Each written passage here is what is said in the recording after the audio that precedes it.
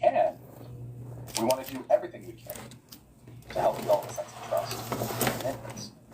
And I say that because an infant has very little say in how this is going to be resolved. We'll actually see that for really the first 4 of 8. The infancy and childhood kind of crises, they are very heavily influenced from other people. Other people are going to be the primary determinants of how we resolve What did I do? these crises. Okay, guys, Whereas I'm going to do my the later skincare forms, while I it's listen more to my complex. And so it's extra important to have that Socioemotional good, supportive, Development loving in caregiving. Infancy Just one lecture. So here's a free college class for you So today. this is year 1. So birth until 1. Erickson's second stage starts what we still consider infancy. Okay, let me get it together. Oh my god, my ADHD. It's 1 to 3. So even though technically we would say early childhood starts What around do I do 2, right? It's kind of straddling the line. So Erickson's second stage, he calls it autonomy Vitamin C. versus shame and doubt. So autonomy is the good one, shame and doubt is the bad one. And for this crisis among toddlers, it's really about developing a sense of self. Right? Think about some of the milestones we talked about in chapter 3. We are walking, we are talking, we are exploring our environment. Walk it, talk it, talk it. In that first year, we're just, we can't really move around too much. We're in our crib a lot of the time, carried around by our parents. But in that year 1, 2, we're mobile, much more mobile at least, and we're exploring our environment. And so as we're starting to do that, we are now big boys and big girls, and we want to do things on our own. And we're showing that we have or are trying to develop a sense of autonomy or independence. I can do things on my own. And in fact, again, if you've been around young kids, this is a time where they want to do things. Okay. I'm a big boy, I'll do it myself. I'm a big girl, I'll do it myself. I can do it. I want to do it. No, I want to do it. They might be upset if you do it for them. Even for little minor things, like flushing the toilet or something, right? If they're getting potty trained, I want to do it. I want to put on my own shoes. I want to put on my own socks. I want to do this because, Erickson would argue, this is their very basic, rudimentary way of developing a sense of independence. Okay. Right now, I'm learning about socioeconomic development in infancy. Infancy are basically from when you're born to when you get to 2 years old, okay? And basically what it's saying, so Erik Erikson was like this major titan in psychology. We're talking about if psychology had a Mount Rushmore, his face would be on Mount Rushmore, okay? So he was an absolute titan in psychology, okay? I'm being extra because you guys probably know I have ADHD and I have not taken my pills yet, and I don't know how I got through college. Oh, let me focus. Okay, so infancy, from when you're born to when you're 2 years old. And Erik Erikson says that there are going to be, in our lifetime, 8 stages we're going to go through. And no matter what, in each of those stages, we are going to experience crisis, okay? The drama. And whether you deal with it, don't deal with it, address it, don't address it, ignore it, act like it doesn't exist, fix it, like, you are going to somehow deal with it. Okay, that's what Erik Erikson says. So Erik Erikson's second stage is called autonomy versus shame and doubt. And basically what it's saying is, in the second stage of life, your crisis years will be between the ages of 1 to 3. And during those ages, what you want to do, and what you'll see, kids in that age range doing, is they have this strong need to assert themselves, this strong need for autonomy. Like, I can put on my own shoe, like, I can flush the toilet myself, right? Like, don't help me, like, I can do it myself. Because they're trying to find autonomy from the ages between 1 to 3. What part of my skincare routine am I on? Oh yeah, so now let's do, honestly, I feel like my skin has been dry. Let's do peptide glazed serum. Okay, anyway, So they start to develop a sense of self, which basically means they start to develop independence. So if your child, grandchild, student, well, not student, because at that age they're not, someone in daycare, if from the ages of 1 to 3 they start being like, I can do it myself, I can do it, it's not because they hate you. It's a natural, according to Erik Erikson, it's a natural part of developing. They're developing independence. And so it says infants are encouraged to realize their will and develop a sense of autonomy. So this is ideally what you want, because in this age range, 1 through 3, you're in the Erikson's second stage of autonomy versus shame and doubt. And basically what's happening is you're in the crisis, right? Like he says, you're going to be in a crisis at each of these 8 stages. No matter what you do, you will end up getting a result from one of those crises. So right now it's saying like, okay, they need to find autonomy. They're trying to find their independence. And that will help them have, again, autonomy and independence is very kind of like straightforward. But if they aren't able to get that, eventually they will have shame and doubt. So there's only one bullet point so far, and somehow I stretched that into a whole lesson, but let's listen to what else there is, because I'm learning right now. And I looked up on ChatGPT like how to study well, and it says that if you teach someone else, it'll help you learn. So let's continue with the lesson, and then I'll stop and paraphrase. Again, something that you'll see us talk about a lot over the course of this class is autonomy. Remember, if you remember on the first day, I said one of the kind of critical components of adolescence is fighting for autonomy.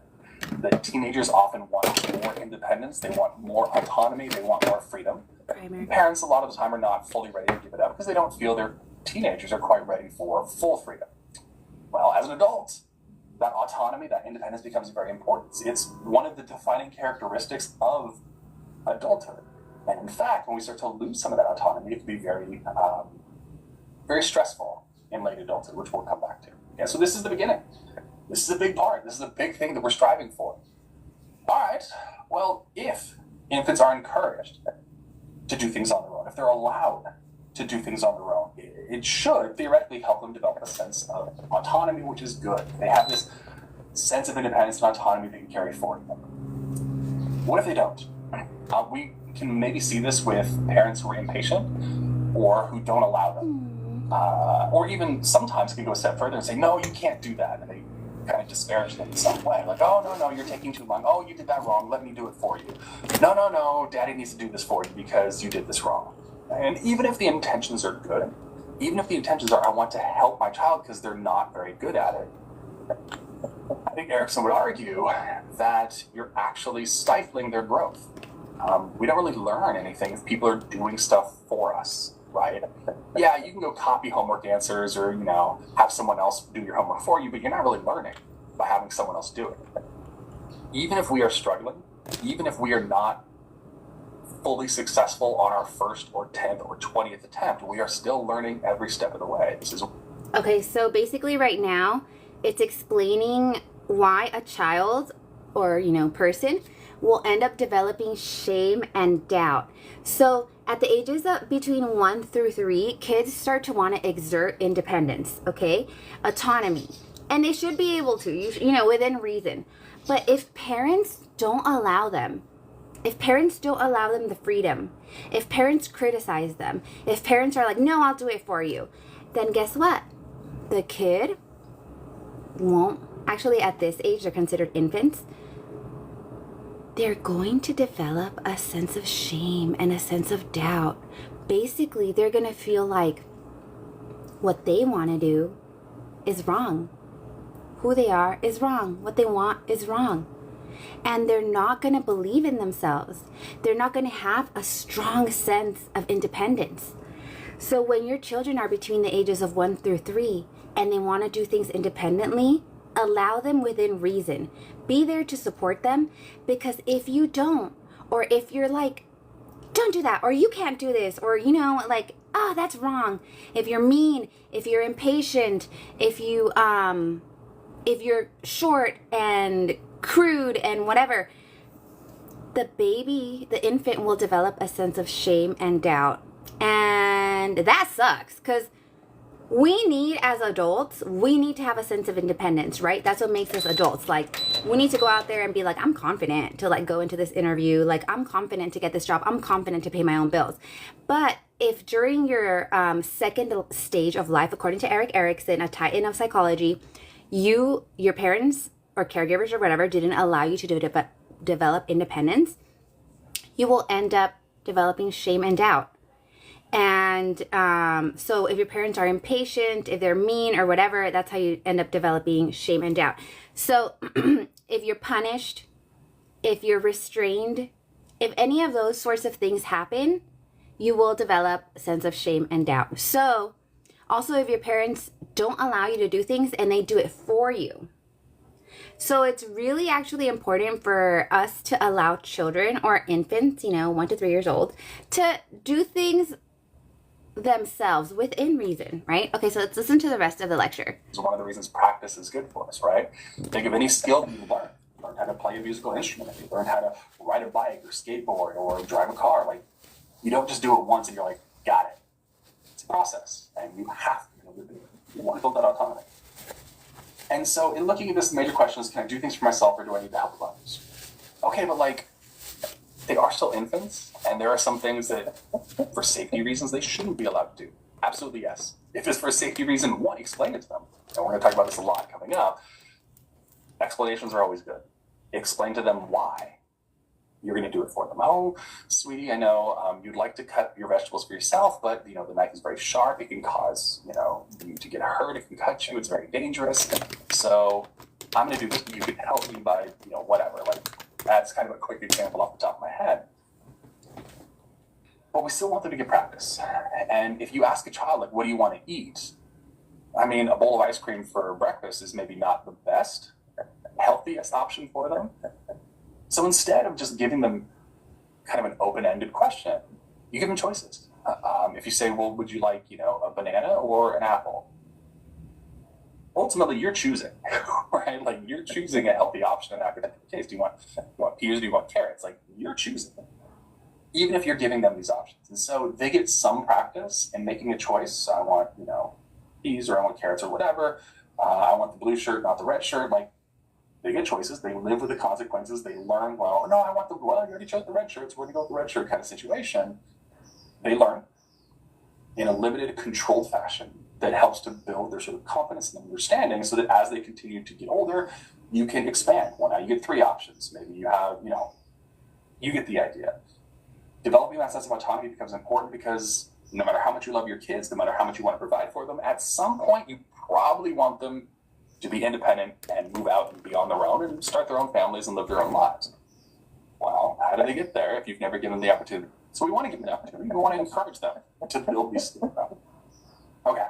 So that's Erickson, his first and his second stage. It's kind of all the stages will go. So stage 3 will be in early childhood. Stage 4 will be in late childhood. So we'll get back to those in chapters 6 and 8.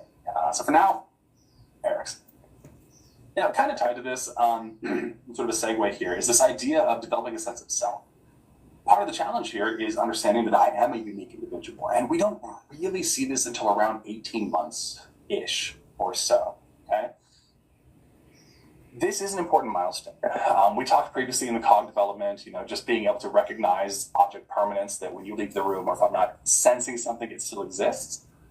Well, at some point, we're going to have to realize that I'm a unique individual. And there are different ways that we can sort of establish this. One is sometimes if they're looking like a photograph, they can say me, right? It's not just another very good-looking person. It's, this is me, I, some self-referential sort of effect. The kind of classic test, I guess, if you will, is called the mirror test. And what you do in this particular situation is you will put a dot on either, typically the child's forehead, but it could also be like on the nose or on the cheek, somewhere that they can't see. Right? If it's on their hand, they can see it. If it's here, here, here, they can't see it. And then you show them a mirror. And you want to find out what their reaction is. You can imagine yourself, wherever you are right now, if after this, you went to the bathroom, you looked in the mirror, and there was like a giant red dot on your head, you'd be like, what the hell? What would you probably do? 1, you'd be surprised, but 2, you'd probably touch your own head. rub it to be like, what the hell is this? Because when you look in the mirror, you know that's a reflection of you. You know that's you, just in a mirror, right? Children don't always. And I have a short video that does highlight this. Okay, so we'll take a look here.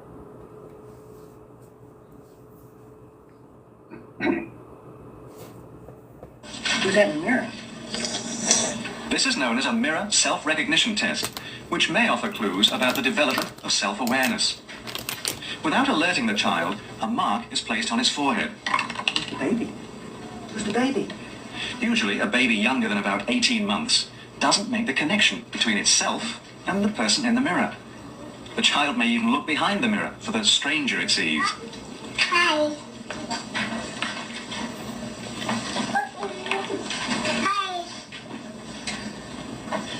Hi. But by about 18 months, there's a change in the child's awareness. Now it notices the red dot and the link between itself and the image in the mirror. It's not red anymore. What's not red? My head. So it's showing a progression, right? You see the younger children, and they're like, hi, hello, and they're talking to themselves, because they don't fully understand that that's them. They figure maybe that's a different person. And then around 18 months-ish, around there, certainly almost all by 2 years, are going to be able to look at that, and they'll touch their own head. Like, instead of pointing, they'll touch. Where's That my blending situation. brush? We argue, or the researchers would argue, that this represents self-recognition. And this does become important because step one is recognizing that I'm a unique individual, and then step two, which we'll talk about in a couple of chapters, is you are a unique individual, and that we're different, and have different viewpoints and opinions, and so on, and so forth. Okay, so this is kind of one of those important big steps that we're going to see progress. Now, the second big theory, I said there were two big ones. Erickson is one. The second one is attachment theory. This is also something we'll talk about for the entire semester because this is important across the entire Attachment lifespan. theory. So Attachment. important. Look, this is a phrase that you probably have some general idea of what it would mean, and you probably would not be far off. Yes. We'd say it's a close emotional bond between two people. Okay, that's relatively straightforward. It's relatively simple. And we find these form in the first year, first 6 months, and they actually intensify over that second half of the first year. Well, who do we form it? Okay, let's just go over what we learned.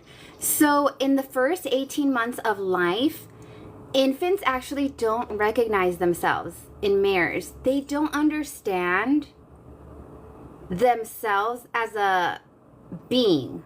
They don't understand that that's them. If they were to look in a mirror, they would say hi, or they would look behind the mirror to see where their friend is. They don't recognize that they're staring at themselves, okay? But after, or at 18 months and older, infants are now able to know that they are the person that they're looking at in the mirror. For example, the way that scientists have discovered this is that they put a red dot or whatever on their face, on the kid's face. And then when the kid looks in the mirror, he'll touch it and he'll be like, oh, what's that? Right? Because like if we went out and we ended up seeing that we had like a big, piece of chocolate on our cheek or whatever, we'd be like, oh, what's that? So that's how the researchers ended up finding that kids start to recognize that they are their own beings at 18 months. And then in the first 6 months of life is when you'll form your attachment style. And that is so important. Basically, it's how during your first year of life, you are going to your view of the world being a safe or unsafe place is going to take place in your first year of life based on attachment theory. So by 6 to 7 months, the emotional bond is going to intensify. Okay, 6 to 7 months. Let's see. Attachment spread. A close emotional bond between two people. Well, in our lives, we're going to have many attachments. There are many people in our lives, especially as adults, that we're going to have a close emotional bond with. Our partners, our friends, our parents, our siblings, our kids, our cousins, our, whatever. Lots and lots and lots of attachments. When we talk about attachment, we tend to talk about a primary. We tend to focus on a primary attachment. One person that we have the closest attachment to that can represent our overall attachment style. As an infant, and as a child for that matter, but as an infant, who do you think the maybe primary or biggest, most impactful attachment is going to be? What emotional bond? Mom. Generally speaking, it's between a child and a parent. Historically, that parent is the mother, because historically, mothers have done the bulk of childcare duties. That's how we think that kind of forms. All right. Well, that can change over life, and we'll talk about that. But first, one of the questions people had is, well, how do these bonds form? If I told you that there was a bond, an emotional bond between a parent and a child, I don't think that would surprise anyone. Maybe not every parent and child, but certainly on average. And I think for the most part, we kind of understand, even if we don't have kids ourselves, we understand why a parent would be bonded to their child. You created this, right? This is half of you. You can see yourself and your partner and your family in this little tiny child. They can be cute and cuddly and happy. Like, there's all sorts of things that parents understand what this represents. So, of course, I think we understand that, and our sort of innate desire to care for children. We understand that. I am The question going people to ask themselves, what about the do. opposite? Why do children bond to their parents? Over the years, there have been a few different theories. There's certainly the psychoanalytic theories. Not do, but Well, look, use my new Wet n Yeah, Wild eat to loose live. powder. you gotta eat to live, so whoever feeds you, you're gonna form a bond with, because they're your survival. And we can see this with certain animals, right? If you're the person who feeds you pets, they might have a closest bond to you in particular. But there are other things that come into play. We'll come back to that. But this is why, this is from a movie, but they legitimately have certain things like this, or there's even times when we'll have a father latch, and although there's no breast milk being produced, the idea is, well, hey, I don't want to miss out on bonding, so we can simulate this, and we can sort of bond in that particular way. Sucking reflex will happen in the same basic component. Well, okay.